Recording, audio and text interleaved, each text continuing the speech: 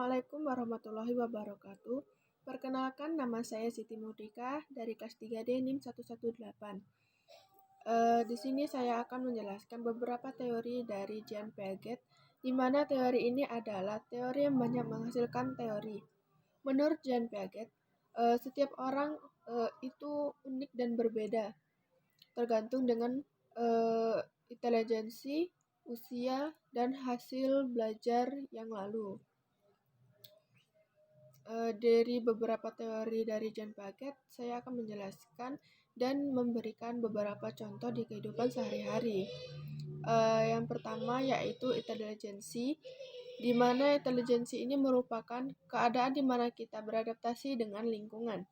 Contohnya seperti ketika kita tinggal di daerah panas, maka kita akan berusaha beradaptasi dan menggunakan pakaian-pakaian yang berbahan dingin dan menyerap keringat. Sebaliknya, ketika kita tinggal di daerah yang dingin dan sejuk, kita akan menggunakan pakaian yang berbahan hangat yang bisa menghangatkan badan kita, seperti sweater atau jaket. Intelijensi ini diperoleh dari beberapa hal, yaitu yang pertama skemata. Skemata ini merupakan kemampuan dasar manusia untuk menghasilkan suatu pergerakan yang berarti. Contohnya, ketika badan kita pegal-pegal, maka kita akan merenggangkan badan kita. Itu merupakan sudah beberapa dari gabungan dari skemata, seperti menggerakkan tangan seperti ini biasanya ketika kita sedang pegal. Terus itu seperti mengayunkan kaki ketika kaki kita sedang pegal. Yang kedua yaitu asimilasi. Asimilasi ini merupakan kondisi ketika kita menganalisis atau mempelajari lingkungan. Contohnya, ketika kita melihat ibu kita membersihkan lantai, kita akan melihat dia menggunakan suatu alat pel atau kain pel, dan di sana kita akan mempelajari cara menggunakannya, mulai dari kita mencelupkannya dalam air, setelah itu memperasnya agar tidak terlalu basah lantainya, dan di sana kita juga menganalisis lingkungan sekitar kita, mencari alat-alat yang serupa yang bisa membersihkan lantai tersebut. Yang ketiga yaitu akomodasi. Akomodasi sama halnya dengan beradaptasi dengan lingkungan. Namun, pada akomodasi ini merupakan perpaduan antara asimilasi dan skemata. Contohnya, ketika kita melihat lantai kita kotor, nah di sana proses asimilasi sedang terjadi, yaitu kita menganalisis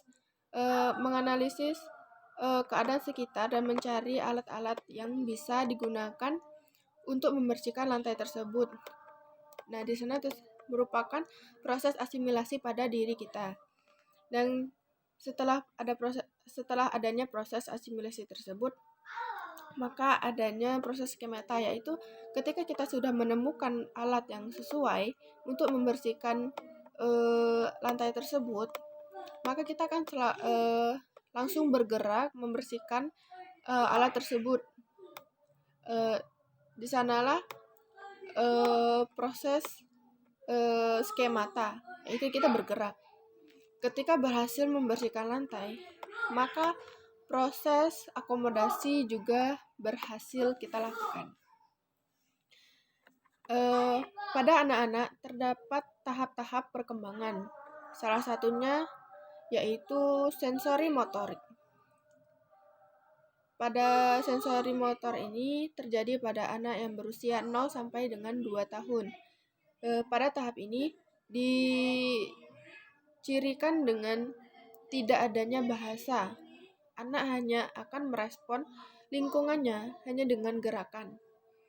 Misalnya seperti jika anak tersebut dipanggil orang tuanya, maka ia hanya akan menoleh, dan ketika ia mengenali orang tuanya tersebut, dia akan mengulurkan tangan untuk minta dipeluk atau digendong. Seperti itulah sensori motor pada anak usia 0 sampai 2 tahun. Yang terakhir yaitu yang akan saya jelaskan yaitu kondisi optimal untuk belajar. Pada teori ini, kegagalan merupakan kondisi optimal untuk belajar.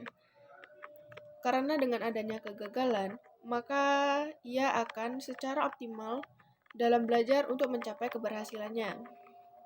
Seperti ketika kita belajar sepeda, maka pada kali pertama kita belajar itu akan kita mengalami kegagalan seperti jatuh atau kita tidak lancar menggunakannya. Namun karena adanya kegagalan atau kita pada pertama kali percobaan itu kita gagal, maka kita akan secara optimal mempelajari dalam menggunakan sepeda tersebut, dan pada akhirnya kita akan berhasil dan bisa menggunakan sepeda tersebut. Sekian itulah penjelasan beberapa teori dari Jean Piaget. Apabila ada kesalahan saya mohon maaf. Terima kasih. Assalamualaikum warahmatullahi wabarakatuh.